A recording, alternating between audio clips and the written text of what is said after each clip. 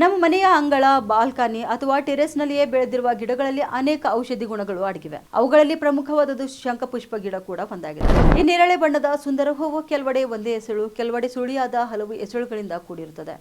Asia ಖಂಡದ ಈ ಸಸ್ಯ ಭಾರತೀಯ ಆಯುರ್ವೇದ ಮತ್ತು ಚೀನಿ ವೈದ್ಯಶಾಸ್ತ್ರಗಳಲ್ಲಿ ಪ್ರಾಚೀನ ಕಾಲದಿಂದಲೇ ಬಳಕೆಯಲ್ಲಿದೆ. ಇತ್ತೀಚಿನ ವರ್ಷಗಳಲ್ಲಿ ಇದರ ಹೂಗಳಿಂದ ತಯಾರಾಗುವ ಬ್ಲೂ ಟೀ ಅಥವಾ ಶಂಖಪುಷ್ಪ ಚಹಾ ವಿಶ್ವದಾದ್ಯಂತ ಜನಪ್ರಿಯವಾಗಿದೆ. ಕಣ್ಣಿಗೆ ಕಣ್ತುಂಬು ನೇರಳೆ ಬಣ್ಣದ ಈ ಚಹಾ ಕೇವಲ ಸುಂದರವಲ್ಲ, ಆರೋಗ್ಯದ ಖಜಾನೆಯೂ ಕೂಡ ಹೌದು. ವಿಶೇಷವಾಗಿ ಚಳಿ ಮಳೆಯ ಕಾಲದಲ್ಲಿ ರೋಗ ನಿರೋಧಕ ಶಕ್ತಿಯನ್ನು ಹೆಚ್ಚಿಸಿ ದೇಹವನ್ನು ಚುರುಕುಗೊಳಿಸುತ್ತದೆ. ಹಾಗಾದರೆ ಅದರ ಆರೋಗ್ಯ ಪ್ರಯೋಜನಗಳು ಯಾವ್ಯಾವು ಎಂಬುದನ್ನು ತಿಳಿಯೋಣ ಬನ್ನಿ.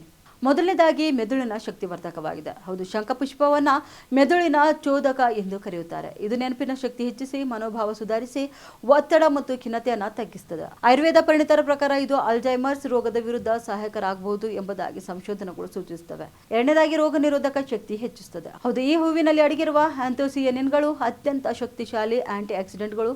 ಇವು ದೇಹದ ಉರಿಯೂತ, ಕೀಲು ನೋವುಗಳನ್ನು ಶಮನಗೊಳಿಸುತ್ತವೆ. ನಿಯಮಿತ ಸೇವನೆಯಿಂದ ದೇಹದ ರಕ್ಷಣಾ ಶಕ್ತಿಯನ್ನು ವೃದ್ಧಿಸಿ ಕ್ಯಾನ್ಸರ್ನಂತಹ ಗಂಭೀರ ರೋಗಗಳ ವಿರುದ್ಧ ಹೋರಾಡುವ ಸಾಮರ್ಥ್ಯವನ್ನು ಹೆಚ್ಚಿಸುತ್ತವೆ ಎಂದು ವಿಜ್ಞಾನಿಗಳು ಹೇಳ್ತಾರೆ.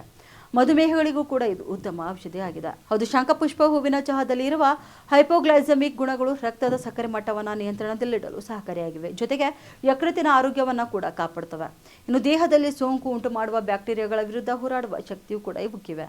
ಉತ್ತರ ಕರ್ನಾಟಕ ನ್ಯೂಸ್, ಇದು ಕನ್ನಡದ ಉಸಿರು.